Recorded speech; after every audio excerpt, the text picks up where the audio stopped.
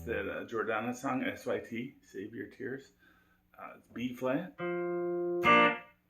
F, then we go C minor, and one G minor. That's the whole song is played with that chord progression. You play it different ways like that. Like sometimes they're like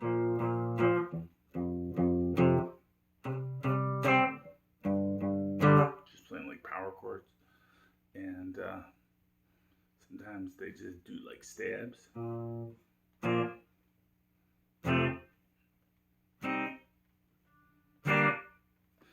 And and then they have a keyboard playing like an arpeggio.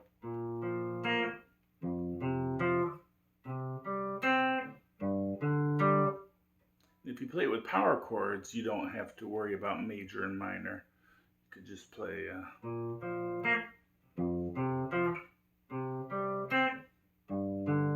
all power chords. Anyways, just thought I'd teach you that. Bye.